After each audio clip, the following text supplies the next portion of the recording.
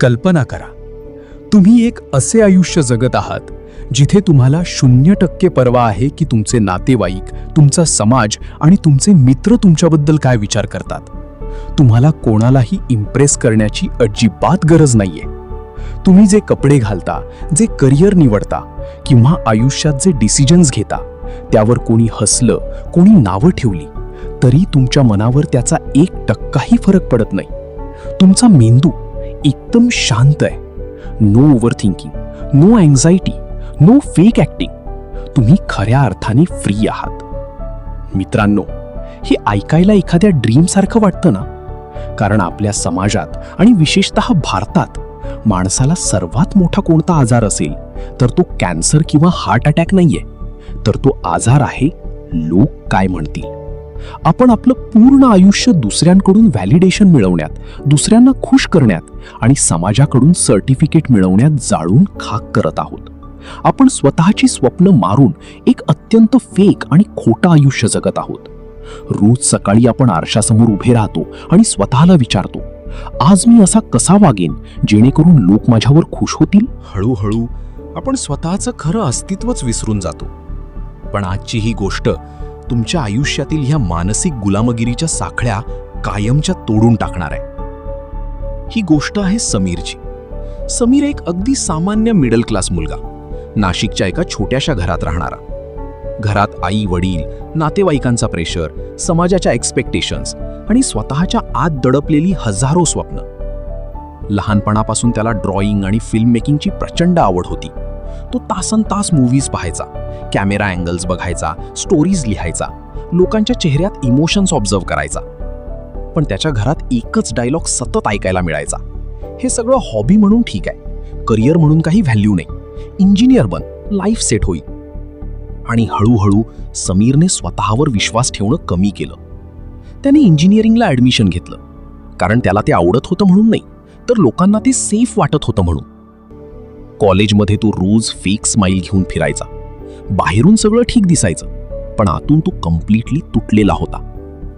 रात्री तो हॉस्टेलच्या टेरेसवर बसायचा, इयरफोन्स लावून स्कायकडे बघायचा आणि स्वतःला एकच प्रश्न विचारायचा, मी खरंच माझं आयुष्य जगतोय का, की फक्त लोकांना खुश करण्यासाठी जगतोय. एक दिवस त्याच्या आयुष्यात एक पुस्तक आलं, the courage to be disliked.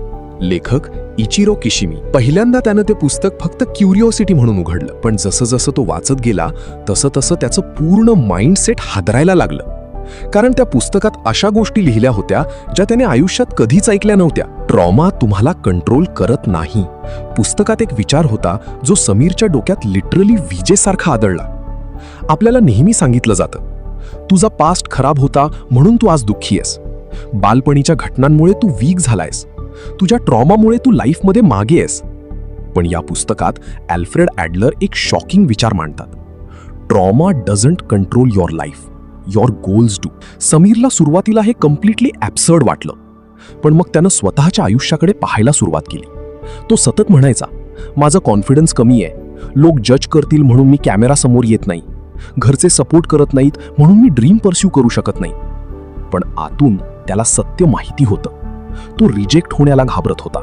त्याला फेल्युअरची भीती होती. जर त्यानं खरंच फिल्म मेकिंग सुरू केलं आणि तो फेल झाला तर लोक हसतील, नातेवाईक टोमणे मारतील, मित्र कंपेअर करतील.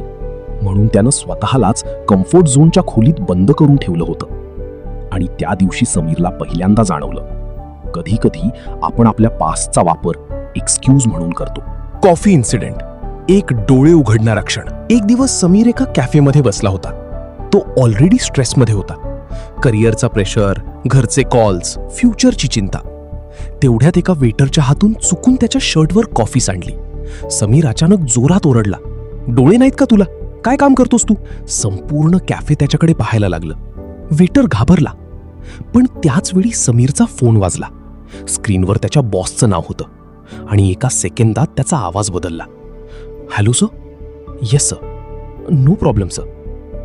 कॉल संपल्यानंतर तो काही सेकंद शांत बसला, कारण त्याला अचानक पुस्तकातील ती लाईन आठवली, तुम्ही रागावलात कारण कॉफी सांडली म्हणून नाही, तर तुम्हाला समोरच्याला कंट्रोल करायचं होतं म्हणून.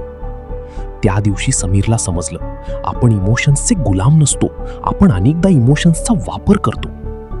Life is not a competition, समीरची सर्वात मोठी समस्या होती कंपॅरिझन. इंस्टाग्राम उघडलं की कुणी दुबई ट्रिपवर, कुणी BMW घेतलेली, कुणी स्टार्टअप फाउंडर, कुणी लग्न करून सेटल्ड. आणि समीर पण हॉस्टेल रूममध्ये बसून स्वतःवर डाऊट करत होता. त्याला वाटायचं मी खूप मागे पडलोय. पण पुस्तकाने त्याला एक लाईफ चेंजिंग विचार दिला.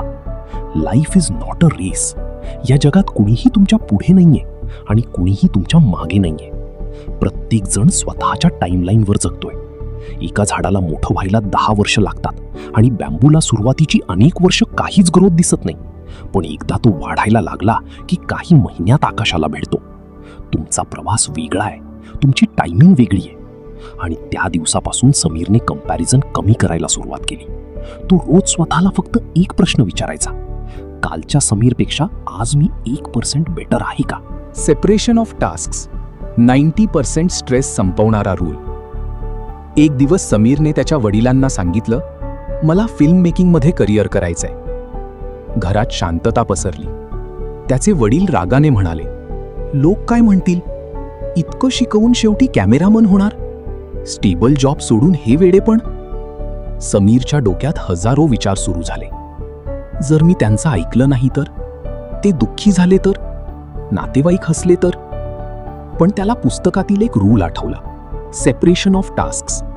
स्वतःला एक प्रश्न विचारा, या डिसिजनचा फायनल रिझल्ट कोण भोगणार आहे? जर समीरने फिल्म मेकिंग निवडलं तर सक्सेस मिळाला किंवा फेलियर दोन्ही त्यालाच फेस करायचं होतं.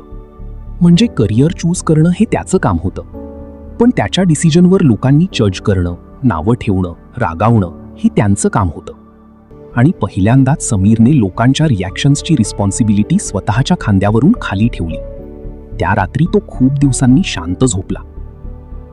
The courage to be disliked. Sameer हळूहळू बदलत होता.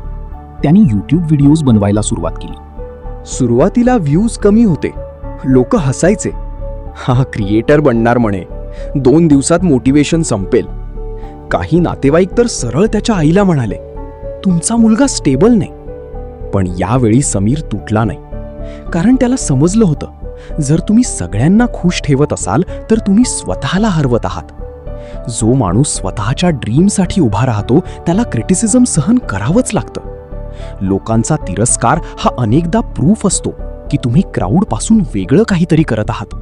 आणि त्या दिवसापासून समीरने अप्रूव्हल मागणं बंद केलं. पूर्वी समीर सतत फ्युचरमध्ये जगायचा. जेव्हा सक्सेसफुल होईन, जेव्हा पैसे येतील, जेव्हा लोक रिस्पेक्ट देतील, तेव्हा मी हॅपी होईन. पण पुस्तकाने त्याला शिकवलं, life is not a destination, life is a dance. Dance करताना तुमचं गोल स्टेजच्या दुसऱ्या टोकाला पोहोचणं नसतं, तर त्या मोमेंटला फील करणं असतं. आणि हळूहळू समीरने छोटी छोटी मोमेंट्स एन्जॉय करायला सुरुवात केली. मॉर्निंगच्या आईसोबतच्या गप्पा, लेट नाईट एडिटिंग, पहिला पॉझिटिव्ह कमेंट, पहिले 100 सबस्क्रायबर्स. त्याला जाणवलं, हॅपीनेस फ्युचरमध्ये नाही, ती ऑलरेडी प्रेझेंट मोमेंटमध्ये आहे. आजही समीर करोडपती नाहीये. त्याच्याकडे लक्झरी कार नाही, ना सोसायटी त्याला फुल्ली ॲक्सेप्ट करते. पण एक गोष्ट बदलली आहे, तो आता फ्री आहे. तो आता लोकांच्या ओपिनियनचा गुलाम नाही, तो आता स्वतःच्या टर्म्सवर जगतोय. आणि मित्रांनो, खरं फ्रीडम म्हणजे हेच, लोकांनी तुमच्यावर प्रेम करावं ही गरज संपणं. कारण ज्या दिवशी तुम्ही स्वतःला स्वतःची परमिशन देता त्या दिवशी जगाची अप्रूव्हल कम्प्लिटली इररेलेव्हंट होते. म्हणून आज स्वतःला एक प्रश्न विचारा, मी खरंच माझं आयुष्य जगतोय की फक्त लोकांना इम्प्रेस करण्यासाठी जगतोय? जर उत्तर दुसरं असेल तर आजपासून बदलायला सुरुवात करा. लोक काय म्हणतील हा कॅन्सर डोक्यातून कायमचा डिलीट करा. कारण आयुष्य खूप छोटं आहे, दुसऱ्यांच्या एक्सपेक्टेशन्स पूर्ण करण्यात वाया घालवण्यासाठी नाही, स्वतःच्या टर्म्सवर जगण्यासाठी आहे. जर तुम्हाला हा व्हिडिओ आवडला असेल तर पुढील व्हिडिओ आळस कायमचा संपवण्यासाठी कायझेन बुक समरीवर पहा, नाहीतर नंतरसाठी सेव्ह करून ठेवा. कारण तुमच्या वेळेपेक्षा कुठलाही व्हिडिओ, न्यूज किंवा ॲप कामाची नाहीये. धन्यवाद. जय महाराष्ट्र.